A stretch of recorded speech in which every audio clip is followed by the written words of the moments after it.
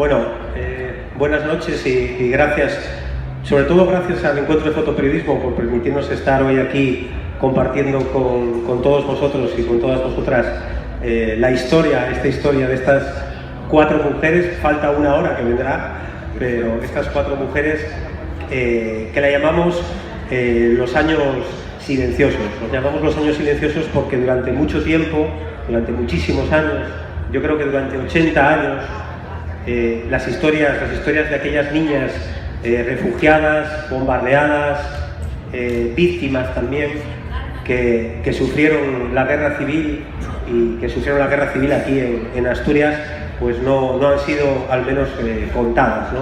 Entonces nosotros, desde un equipo con el que colaboramos con la Universidad de Oviedo, con Irene, con Rubén, que llevamos mucho tiempo trabajando, hemos traído estas historias aquí a la Semana Negra y al Encuentro de Fotoperiodismo. Las podéis ver ahí a la izquierda en esos paneles, las historias de ellas 4.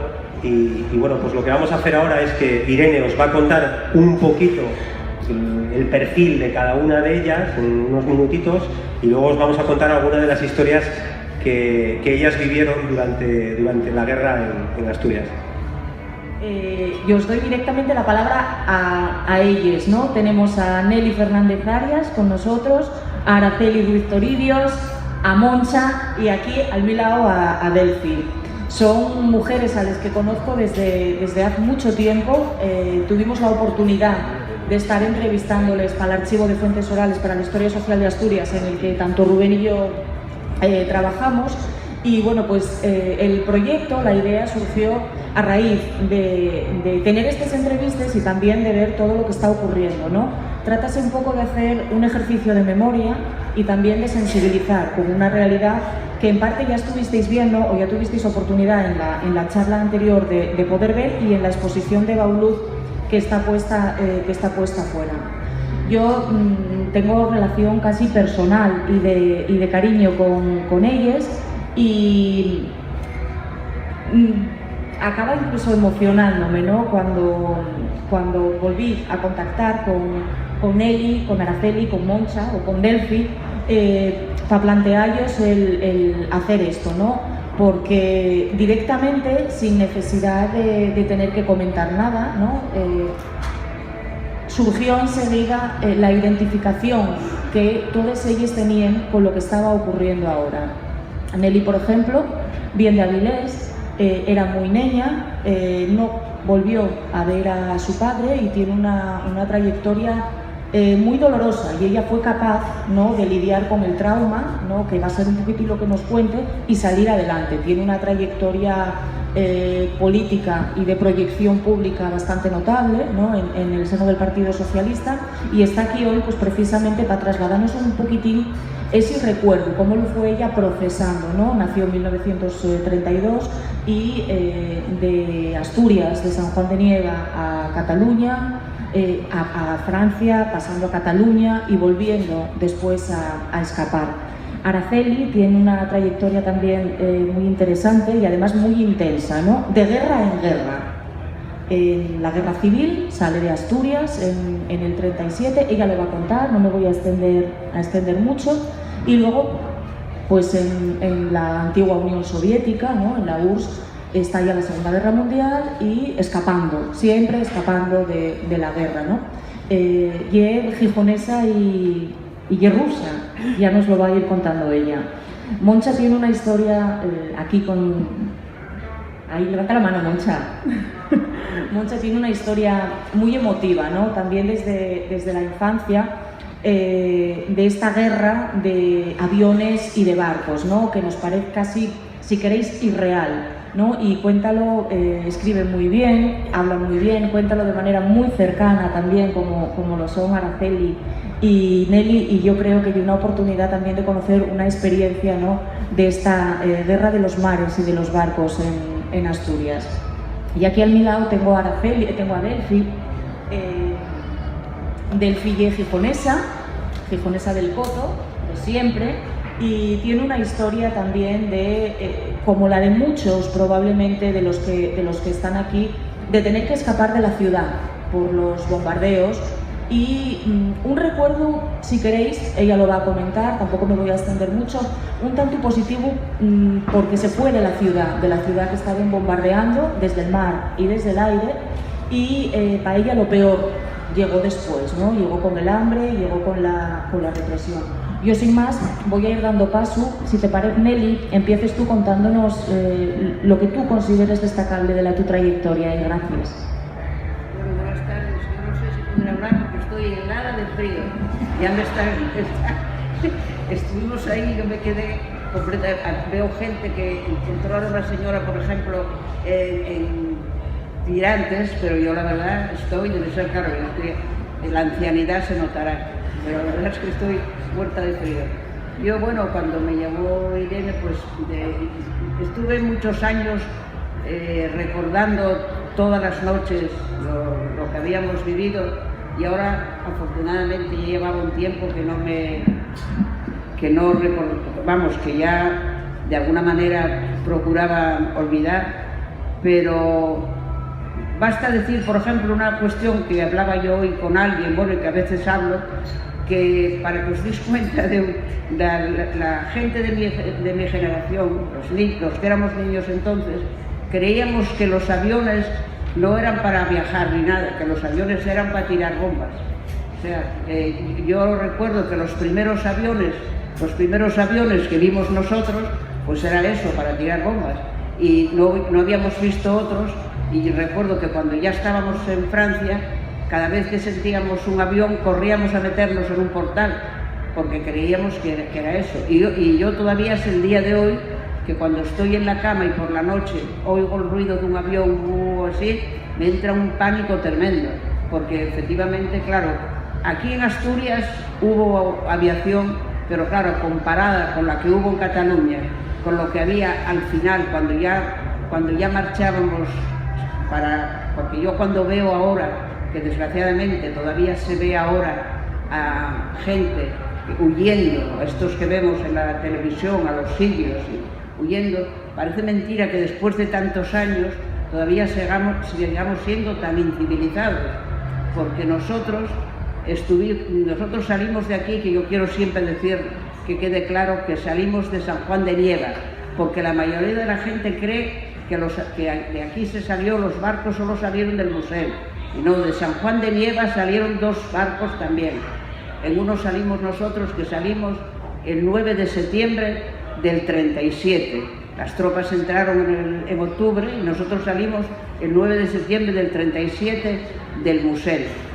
Nosotros allí, porque Araceli me contaba que ellos cuando salieron de aquí del museo, que tuvieron que salir por la noche porque estaba bombardeando el Cervera.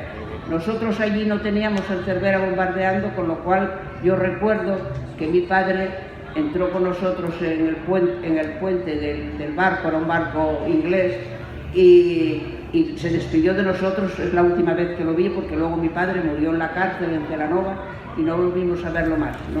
Antes de llegar nosotros ya había muerto, pero porque allí el Cervera no estaba, pero sí estaba al acecho, que tardamos en llegar desde salir de San Juan de Nieva hasta Burdeos, que fue donde desembarcamos. Tardamos 3 días y 3 noches porque el barco tenía que estar escondiéndose, apagando las luces y demás, porque el Cervera estaba permanentemente disparando para darnos. Hubo barcos incluso que no llegaron, porque hubo un barco en La Rochelle que justamente llegando llegaba ya con una vía de agua, y allí pues en el mismo puerto tuvieron que sacar los marineros que estaban allí.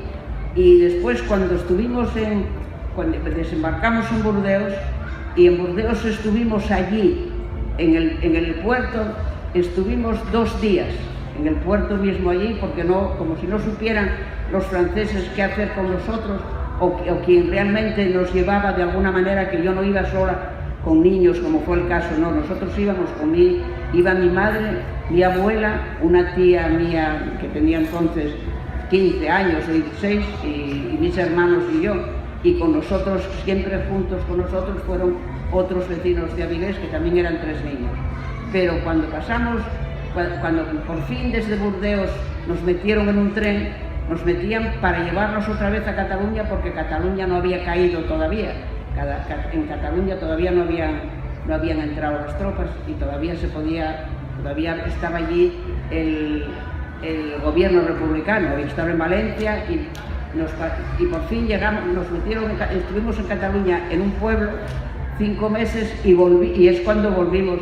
Y allí era horrible, en Cataluña fue horrible la cantidad que se veía el fuego ardiendo por todos los sitios, de que estaban bombardeando sin parar. Y cuando salimos de allí de Llinars en un camión con milicianos, el camión se estropeó y tuvimos que echar a andar. Y yo me acuerdo siempre que hay que ser, que no sé cómo decir, perversos para niños y mujeres, lloviendo, además hasta esa desgracia tuvimos, lloviendo por encima de nosotros, éramos mujeres, niños y milicianos que iban los pobres pues desarrapados porque iban, claro, completamente hundidos.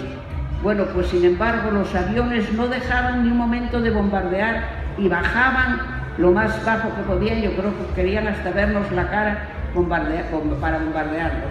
Ahora dicen que era, yo todavía lo vi el otro día, que era la Legión Cóndor, pero no sabemos, nosotros sabíamos nada más que eran los nacionales, pero ahora dicen que era la Legión Cóndor, no sé si era o no era. El caso es que, y luego claro, tuvimos la desgracia de que cuando estábamos ahí en Francia, pues es cuando empieza la guerra mundial, y nosotros donde estábamos era una zona en el sur, era un pueblo, ahí ahí pone Villefranche-sur-Mer, pero no, era Villefranche de l'Ogaguet, a 50 kilómetros de Toulouse. Y ahí era lo que se llamó la France Libre, no sé si ustedes recordarán, porque precisamente Edith Piaf, estos actores como, ¿cómo se llamaba este actor tan guapo? No recuerdo ahora, claro, que salieron de París y fueron para ahí porque esa era una zona donde tardaron más en entrar los alemanes. Pero no obstante, estando nosotros allí, llegaron como si fuese una avanzadilla y tuvieron, claro, que escondernos, tuvieron que meternos nos metieron los franceses en una bodega y tal, hasta por miedo a que los alemanes nos llevasen para Alemania. Y al final pudimos salir, y es cuando ya pensé, bueno, mi abuela mandó un escrito para ver si podíamos volver y tal, y volvimos, en el año 42 volvimos otra vez para aquí. Pero yo lo que sí recuerdo siempre es, sobre todo en Figueras, en el refugio, cuando estaban bombardeando, meterse en el refugio en Figueras, donde al salir del refugio a mí no se me olvidó, me quedó grabado, porque estaba el suelo lleno de brazos, piernas, cabezas, y de una señora que con una niña de la edad mía, que tenía yo entonces, todavía no había hecho los 7 años, y con una niña de la edad mía en brazos llorando, muerta, porque al entrar la gente cayó al suelo, la pisotearon para entrar todo el mundo, para meterse al refugio, y la mataron, una niña como yo. O sea, yo ahora a veces pienso, entonces, ¿para qué nos harán recordar esto?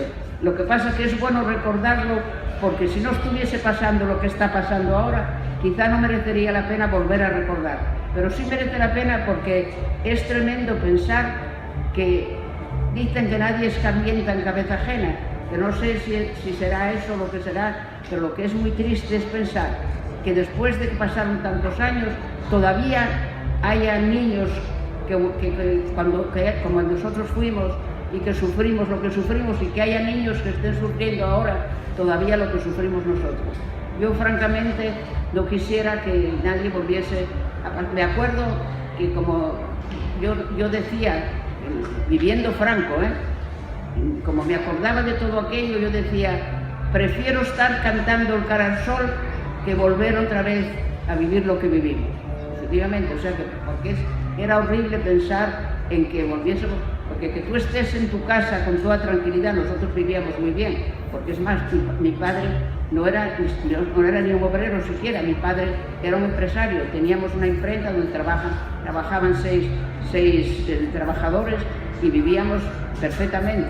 Lo metieron en la cárcel y no estaba afiliado a ningún partido, lo metieron en la cárcel simplemente porque el día 13, el 14 de abril, o sea, cuando las elecciones que ganó el Frente Popular, cuando se echa de aquí al rey Alfonso XIII, pues tuvo la equivocación de decirlo, era en Pravia, pueblo pequeño, mucha gente de derechas, y cuando iban a votar él y mi madre, como no tenían, precisamente por eso, porque al no tener que defender de nadie, se creía que podía, que no tenía por qué ocultarlo, pues simplemente porque al entrar dijo nosotros vamos a votar al Frente Popular, pues eso ya le valió suficiente para meterlo en la cárcel, y en Celanova allí murió. Porque en Celanova, otra cosa que hay que también, porque a veces la gente joven no lo sabe, que hay que contar, en Celanova no había cárcel, porque es que en muchas partes de España no había cárceles, pero como era tanta la gente que metieron en la cárcel, tuvieron que habilitarlos, y en Celanova, en un monasterio, el monasterio de Celanova fue donde habilitaron una cárcel, que fue cárcel durante 7 años. A mi padre lo metieron primero aquí lo cogieron aquí en Gijón y lo metieron en la Plaza de Toros, que no cabían, no podían moverse ni para hacer sus necesidades de la gente que estaba en la Plaza de Toros, de la Plaza de Toros al Coto, del Coto al Luarca y del Luarca a Celanova, que fue donde murió. Bueno, las historias de esas, muchísimas. Yo no me voy a, porque sé que además tiene mucha gente que hablar, quizá hablé demasiado, y el Señor que me perdonéis por si acaso, pero bueno, gracias.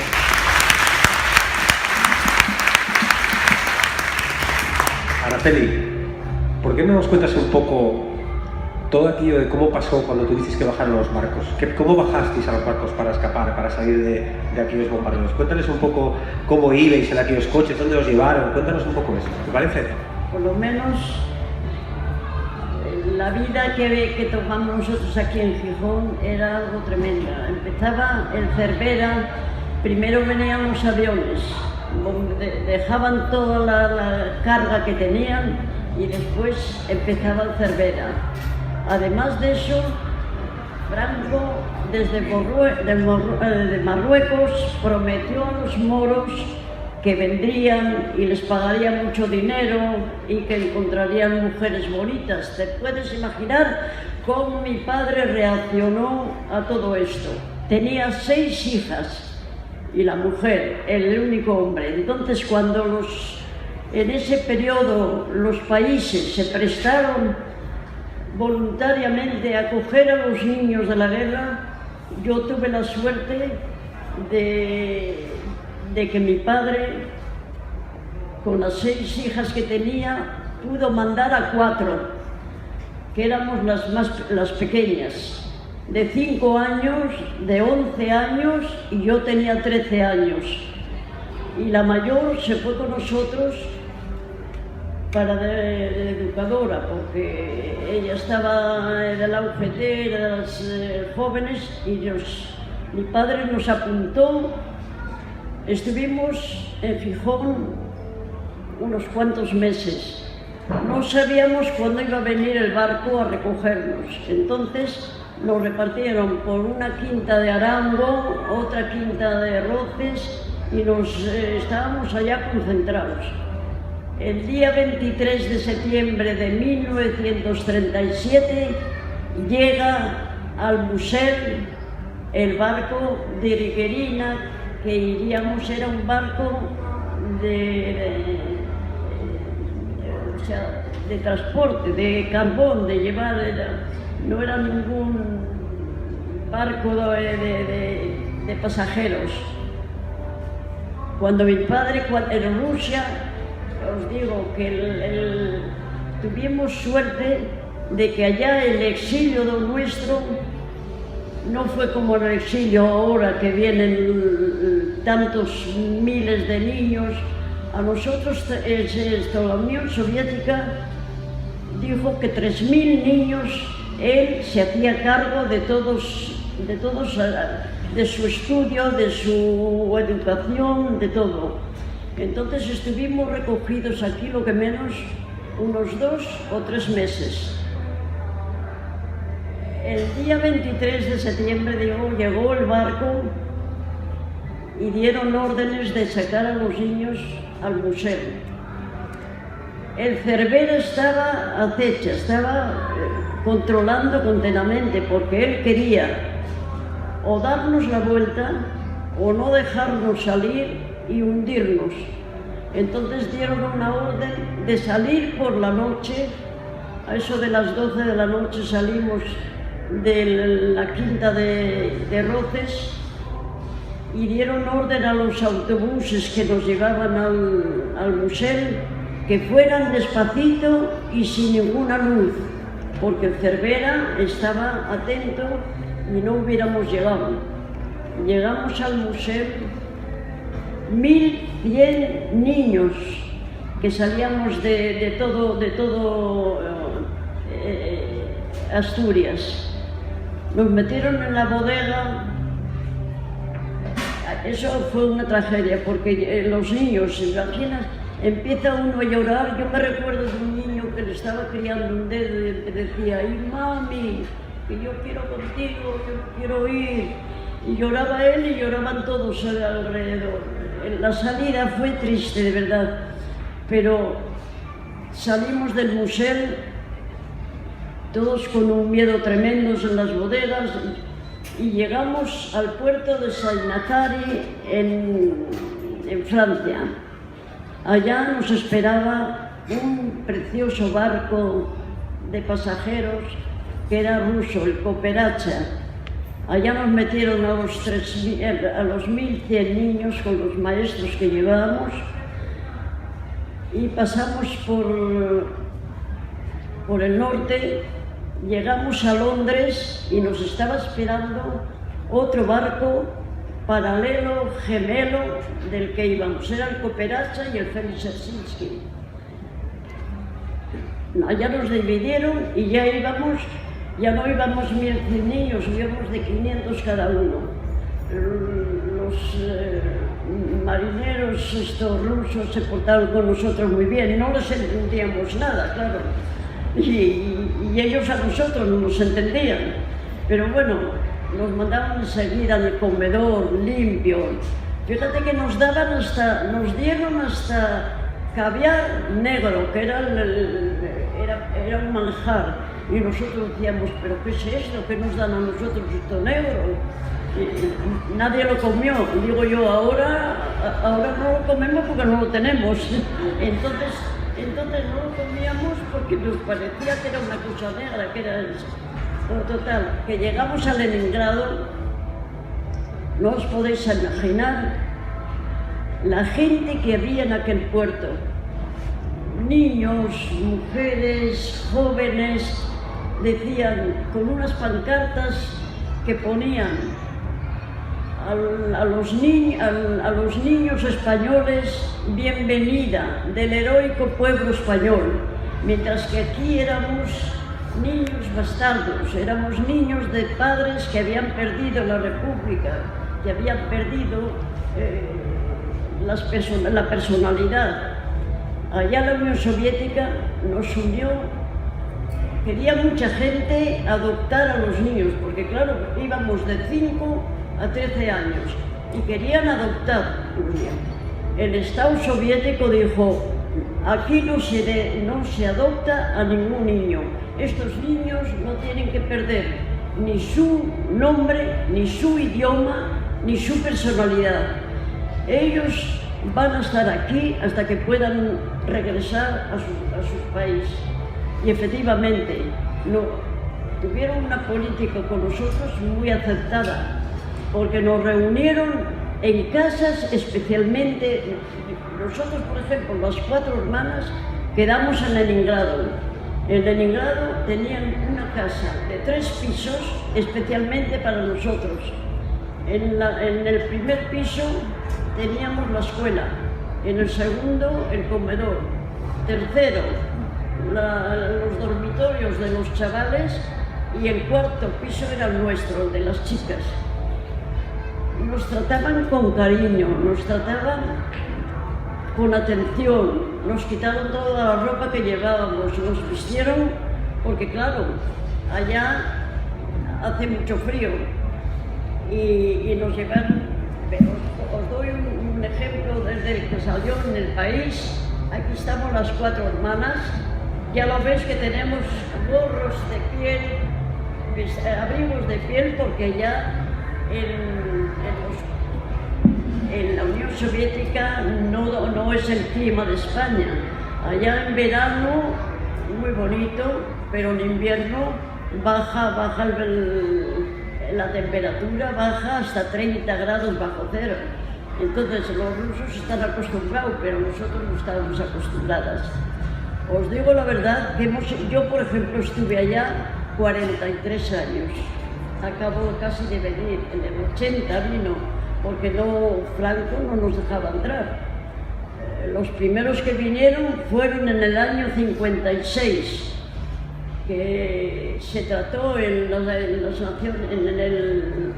Naciones Unidas, y se trató que había muchos españoles pequeños que querían volver a su país con los padres.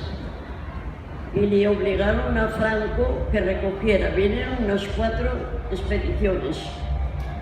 Yo entonces no pude venir porque yo estaba dirigida para ir a Cuba, porque es que parece que nos siguen las revoluciones y las guerras.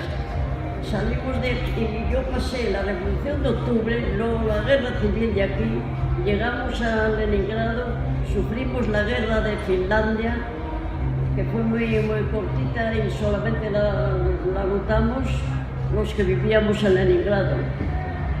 Pero después, a los 3 años, surgió la Segunda Guerra Mundial, que entonces eso fue fuerte. Ahí sí que yo estaba en Odessa y tuvimos que evacuar porque los alemanes destrozaron totalmente el puerto de Odessa, que era de los mejorcitos puertos del Mar Negro, y entonces tuvimos que pasar por el Caspio, pasar el desierto del Asia Central, y yo llegué con el grupo al Uzbekistán. El Uzbekistán es una república de las antiguas repúblicas que hace frontera con el Afganistán. Allá estuve toda la guerra, la Segunda Guerra Mundial, en Samarcanda. Al terminar la guerra, la Unión Soviética decidió que los niños españoles se reunieran otra vez, no en casas de niños ya, porque ya éramos mayores, pero por lo menos que terminásemos los estudios, que terminásemos las carreras que habíamos empezado. Y os diré que el 50% de los que llegamos a Rusia, el 50% ya regresamos a nuestra España con una preparación universitaria. Yo, por ejemplo, terminé la Facultad de Economía del Ferrocarril y trabajé allá los tripulados. Pero en el año 59 estalla la Revolución Cubana y los cubanos, el ejército soviético fue a ayudar a la República Cubana, pero necesitaban gente que fuera bilingüe, que supieran los 2 idiomas. Y allá nos mandaron a mi esposo y a mí, porque yo me casé en Rusia también con un asturiano, lo tenía muy claro. Yo digo, yo me quiero volver a España y si me caso con un ruso le voy a ver mal. Debo casarme con un español, aunque sea feo.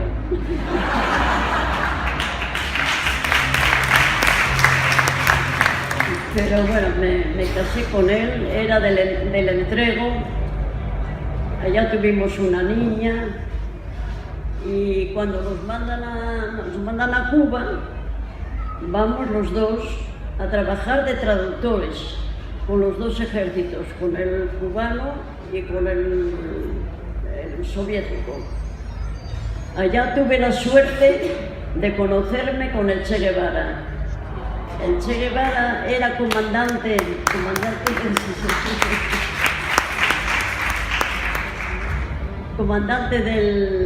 del ejército cubano, era un médico fantástico, era una persona ideal, inteligente, alegre, bueno, lo pasamos muy bien, era muy sencillo,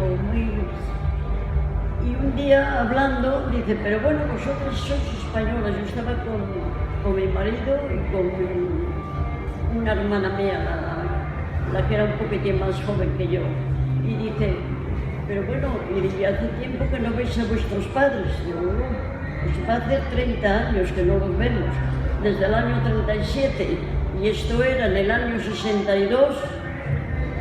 Dice, pero bueno, ¿y por qué no los habéis visto? Hombre, porque Franco no nos dejaba entrar y a ellos no les dejaba salir. Entonces nos íbamos a ver. Y entonces dice el Che Guevara, ¿y por qué no intentáis traerles aquí a Cuba? Digo yo, porque mis padres no pueden costearse el viaje de Gijón a La Habana y de La Habana a Gijón. Pero vosotros podéis pagarlo, nosotros se lo podemos pagar, pero nosotros no tenemos ni dólares ni otra divisa, tenemos rublos o tenemos pesos. Eso dejarlo de mi cuenta. Os puedo decir que al cabo de 2 semanas mis padres estaban en Cuba.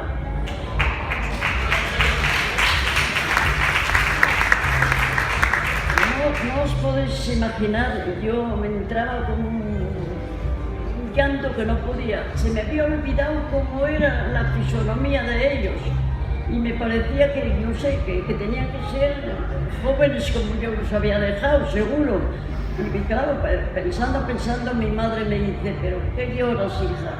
Si es una alegría tremenda la que tenemos, la posibilidad que hemos tenido de poder venir a veros. Y yo estaba ya para dar a luz de otra niña. Yo tengo una niña moscovita y tengo otra cubana. Y yo en el centro vivo, en España. O sea que bueno, llegamos ya, se terminó el contrato que teníamos en Cuba, volvimos otra vez a Moscú. Mi marido había terminado la carrera de abogado, o sea, la facultad de Derecho, y yo había terminado ingeniero economista.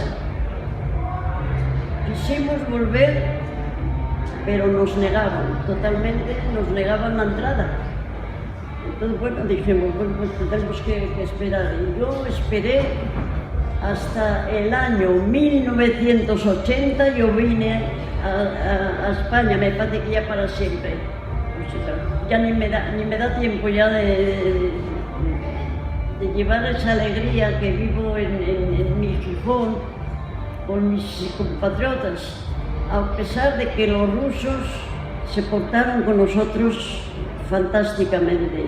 Es un pueblo que ha sufrido mucho en toda su historia, primero con los zares, después con todas sus...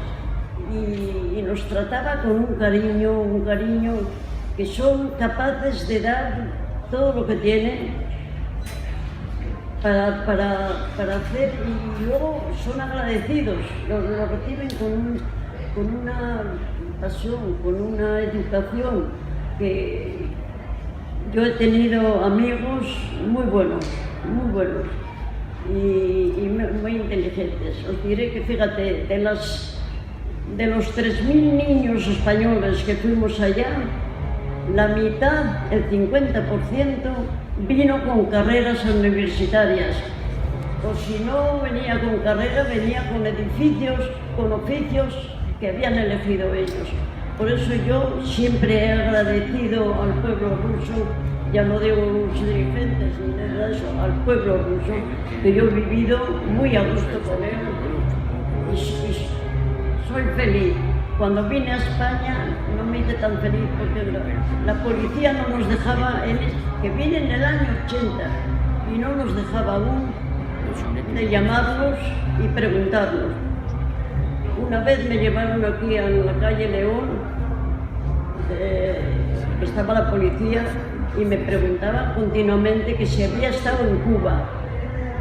Y a mí me dijeron, si no quieres que te reciban, que se enteren más, niega desde el principio que has estado en Cuba. Entonces yo lo negaba. Entonces me dice el policía, pero ¿por qué usted es tan cínica si sabemos perfectamente que usted ha estado en Cuba? Yo digo, pues si lo saben, ¿para qué me preguntan?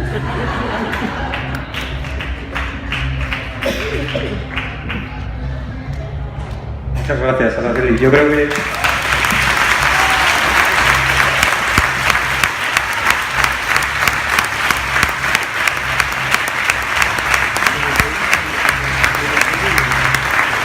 que podríamos estar horas escuchándola a las 4 porque tienen historias increíbles que yo creo que deberíamos escuchar, además, porque es muy importante de recordar, pero el tiempo nos abrevia y vamos a ver si podemos seguir también con Montxa y con Elfi. Sí que quería decir que en el archivo de fuentes orales está la entrevista mucho más extensa, tanto con Araceli como con Meli y Montxa, ¿no? Y tenemos ahora a Montxa y a Elfi que van a contar lo que podríamos llamar el exilio interior, ¿no? Cómo fue la guerra sin tener que cruzar la frontera, ni en Francia ni en Rusia, ¿no? Montxa nos va a contar un poco la experiencia de los refugios y los bombardeos en un pueblo de mar, en San Martín de Porres, y luego Elfi quizás ese punto de vista más infantil, intentando ver la guerra como si no fuera una guerra de verdad, ¿no? Sin más, doy la palabra a Montxa.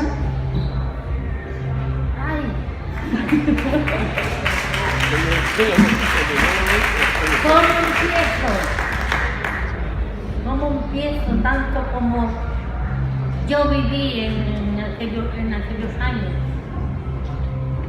Era una chiquilla de 7 años, ¿sí? Los 7 años, y no entendías de nada. Yo sabía que había guerra, pero la guerra estaba más bien para el sur, pero para Asturias no había, estaba bastante tranquilo, íbamos a la escuela y bueno, estaba tranquilo, pero después todo fue cambiando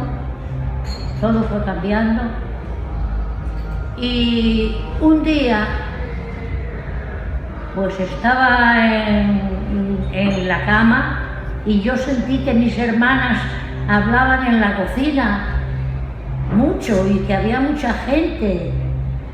Mis hermanas dormían en la habitación conmigo, pero yo no las sentí levantarse. Estaban en la cocina y había mucha gente. Me levanté, abrí el postigo del balcón y vi que era noche cerrada. ¿Vas aquí? Y bajé y entonces era que se acabara la guerra, y entonces venían los disgustos. Bueno, primero antes, es que es tanto que no sé cómo lo voy a enfilar uno detrás de otro. Primero cuando la guerra, lo primero que vimos de la guerra fue el Cerbero. Y yo soy de Gozón, del concejo de Gozón, del pueblo de San Martín de Porres. Si hay alguien que lo conozca, soy de ahí. Y es un pueblo costero. Y veíamos un barco pasear por ahí todos los días, que decían que era el Cerbera. Pero bueno, no pasaba nada. Pero un día llega una vecina a casa y dice, oye, no sé qué pasa, el Cervera y otro barco, no sé, parece que se están haciendo señales, vamos allá. Pues fuimos hasta la costa, hasta donde estaban los barcos, y estuvimos mirando como el Cervera bajó unos cuantos en botes y iban hasta la Riluce, que era un barco mercante, y iban a cogerlos, y los del barco mercante se tiraron al agua, prefirieron morir ahogados que fueran prisioneros de Franco, porque la Riluce era de los rojos y el Cervera era de Franco. Se ahogaron algunos, pero alguno también se salvó.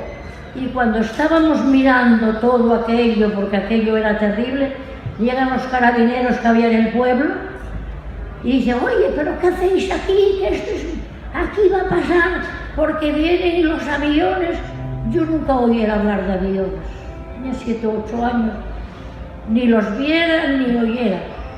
Y entonces viene un ruido muy grande que venía del Cabo de Peñas, y vimos una bandada, como yo decía, porque yo tengo varios libros escritos, y en uno de ellos digo, los llamo pájaros negros, unos pájaros negros que yo nunca los viera ni sabía que existían. Y los carabineros nos mandaron que marcháramos, que empiezan los aviones, que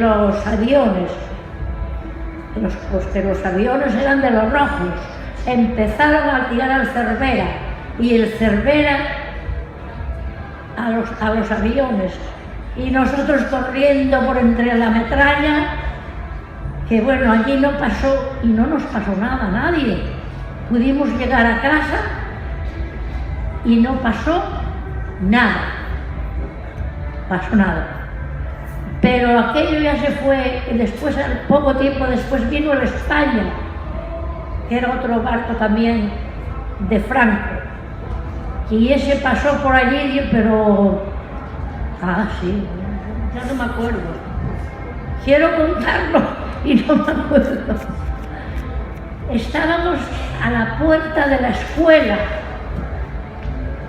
y se siente un bombazo tan grande cerca de la escuela que yo, una bomba tan grande, y todos corrimos a meternos en casa de los vecinos, unos para unos, otros para otros, y qué sé yo, las bombas que tiró llegaron hasta Avilés y Corbera, que son sitios más distantes. Entonces vino mi madre a recogernos. Nosotros fuimos para casa de un vecino y nos llevó a casa de mi abuela, que vivía en otro pueblo lejos de la costa, y allí dormimos toda la noche. Después por la mañana vinimos para casa y ya no podíamos, ya no quisimos ir a la escuela. Ya se nos metió el miedo en el cuerpo, y en el Molín del Puerto, que es un pedrero, había una cueva grande, y allí pues dicen, vamos a hacer aquí un refugio. Hicieron un refugio y íbamos todos los días a las 6 de la mañana, ya marchábamos para allí, teníamos tanto miedo, y mi madre iba al mediodía a llevarnos la comida. Y una vez estando allí, empezó a sentirse un ruido que no sabíamos lo que era, y decíamos, pero ¿quién viene por ahí de madreñas? Porque el Molín del Puerto es de piedra, y parecía que venía gente corriendo, pero eran ametralladoras. El primer día que vimos las ametralladoras. Entonces lo primero que hicieron fue llenar sacos de tierra y cerrar la cueva por delante, a estar más resguardado. Pues al otro día o a los 2 días, aquellos sacos quedaron acribillados de balas. Si no se hubieran echado, nos mataban allí a todos. Bueno, y eso fue así, pasando y pasando y pasando, y por fin se acaba la guerra. Se acaba la guerra y claro, la gente que era de izquierda, pues los meten presos. Todos los meten presos, entre ellos mi padre y bueno, todos los que eran de izquierda. Y llegó el día del juicio. Llegó el día del juicio de mi padre. Buscamos mi abuelo buscó un abogado, porque mi madre estaría bueno, un abogado, y el abogado pidió firmas, que cuantas más firmas mejor, y sobre todo la del jefe de Falange. Y fue mi madre al jefe de Falange y dijo que no firmaba, que la primer firma corría mucho peligro. Fue mi madre por todo el pueblo y nadie firmaba. Nadie, pero llegó a una casa y había un señor que lo demostró, una buena persona, y dijo, bueno, el jefe de Falange no firma, pero yo firmo, porque si matan a ese hombre por no firmar yo, tendré un cargo de conciencia toda la vida. Y firmó. Entonces mi madre volvió a casa del jefe de Falange y dice, mira, Marcelino firmó, pero el jefe de Falange no firmó. Y mi madre anduvo todo el pueblo, que antes había muchísima gente por las casas, el pueblo es grande, y sacó 19 firmas, nada más. Y claro, llega el día del juicio. No, antes del juicio, mi padre estuvo en Casa de Pedregal, en Casa de Pedregal, que es una casa que hay aquí en Avilés, donde murió muchísima gente. Era la casa del terror. Mi padre entró ahí, pero salió. Creo que estuvo mal de una paliza que le dieron, pero salió. Después salió y tuvo juicio. Y en el juicio le sale pena de muerte. Pena de muerte. Y llega el periódico a casa con el juicio de mi padre, y mi madre se vuelve loca porque... Y cogió el cuchillo más grande que había en la cocina y salió dispuesta a matar al jefe de Falange. Ella iba con su idea y las vecinas la cogieron. Y salió la mujer del jefe y dice, ¿qué pasa? ¿Qué pasa? Ella y otra. Y dije yo, que van a matar a mi padre porque tu marido no le dio la firma y lo van a matar. Entonces ella dio la vuelta, a mi madre la cogieron, la llevaron a casa, toda la tarde estuvo llegando gente, pero llega la noche, mi abuelo el juicio fuera aquí en Gijón, y mi abuelo viniera la víspera y fue al juicio.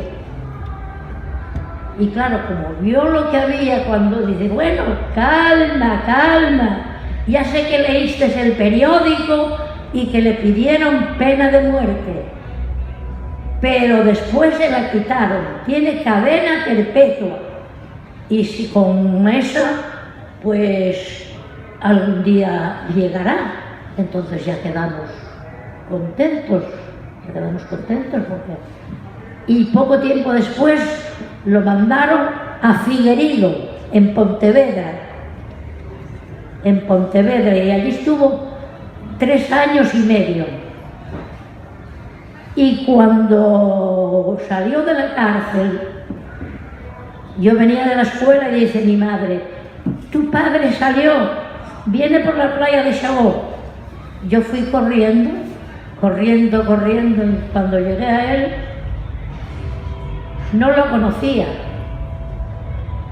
¿Cuánto tuvo que sufrir ese hombre para en 3 años y medio tener aquel aspecto que tenía?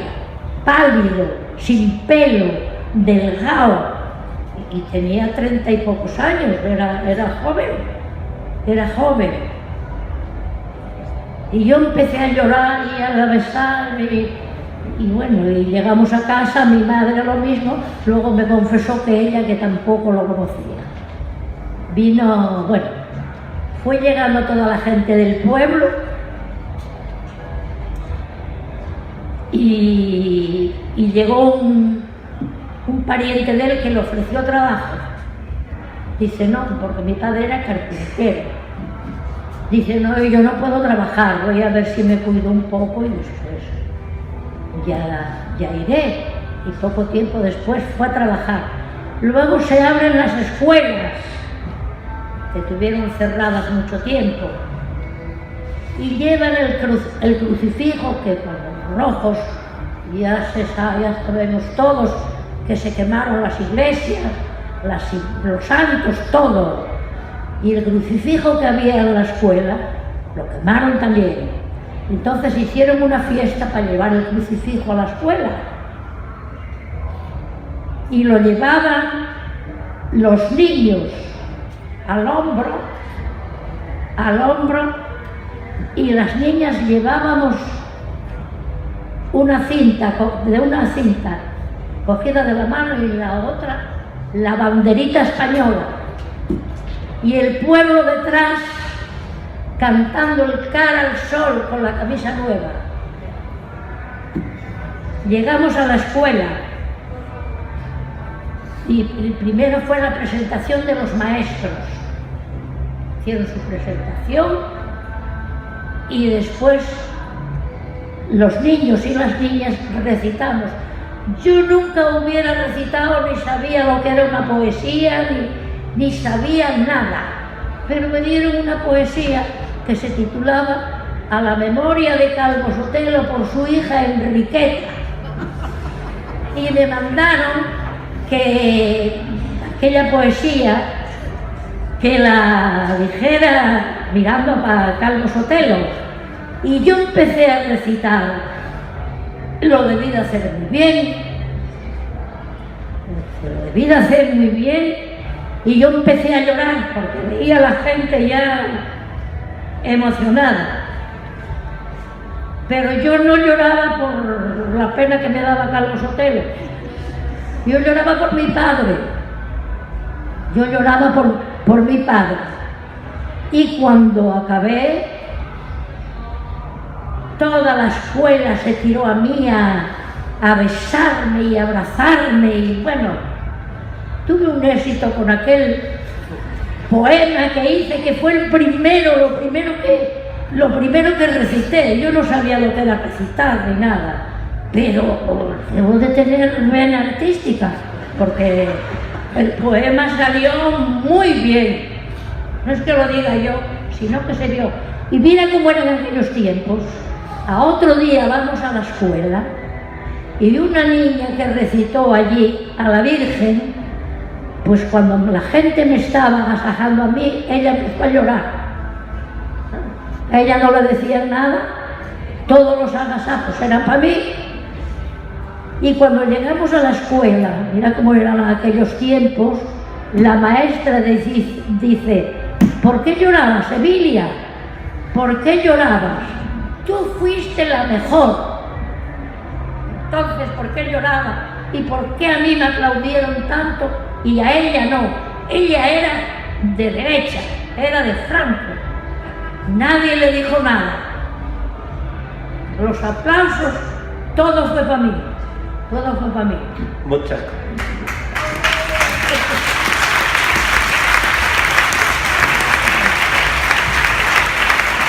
Me parece que es muy importante el testimonio de Montse porque cuando vemos a los refugiados, vemos a la gente que está intentando escapar de los países en guerra, es estas historias de las que escapan de la represión, escapan de las bombas, escapan del hambre y escapan un poco de las historias que nos está contando ella, que son al fin y al cabo lo que les hace cruzar esas fronteras sea como sea, ¿no?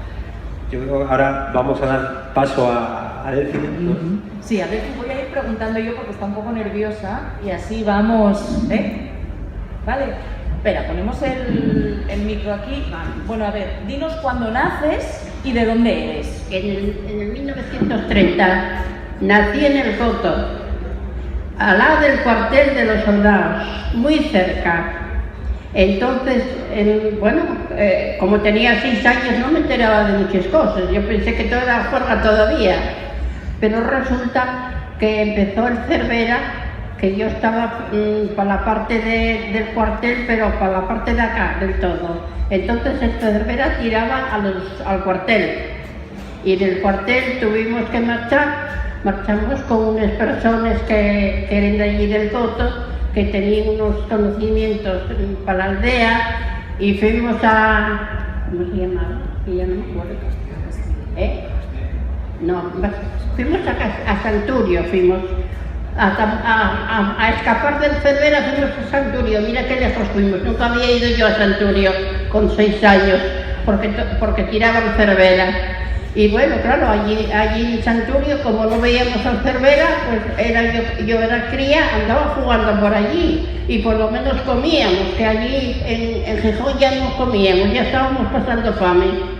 Y resulta que bueno, cuando ya pasó el Cervera, ya pasaron las cosas, allí fuimos para Gijón, para donde vivía, para el Coto. Y resulta que en el Coto, en mi casa, cayó una bomba, que ya estaba, cuando fuimos ya no sé quién la había arreglado, ya estaba arreglado. Y entonces, bueno, pues en la posguerra, pues sí, yo iba al colegio y mi padre trabajaba en la fábrica de cristales, estaba de encargado, pero cobraba de 2 perrones, mi madre trabajando por una parte y por otra, la prueba y nada, no hacía nada, no teníamos ni para comer. Entonces, mi padre, como era albañil, empezó a trabajar con los que fuimos a Santurio y le pagaron en harina y entonces hacíamos farrapes para cenar y mi hermana, un día tocaba ya a mi hermana rayar la cota y otro día a mí, porque la fame era muy gorda y como la fame era tan gorda, pues bueno, nada más que a mi padre y pagaron con la harina, entonces ya comíamos los farrapes gordos, ya no eran agua. Y bueno, así fuimos tirando y bueno, y tocónos la fame. Bueno, la fame fue fatal. Yo acuérdome de que mi madre dejaba la pota allí y nosotros veníamos a la escuela, comíamos lo que nos había dejado y yo iba a la pota, a lo que quedaba para mi madre para comer, a cogerlo callando de mi hermana y de mi madre, de fame que pasaba. Y bueno, y así fue la vida y así fue todo. Y nada, y así acabó la cosa, no hubo otra.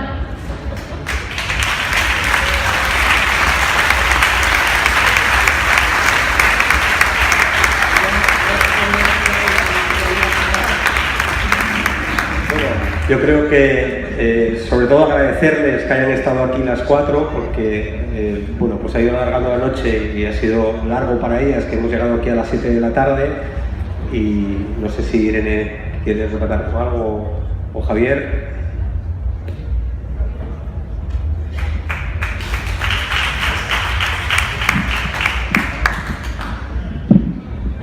Tengo yo más frío que ellos.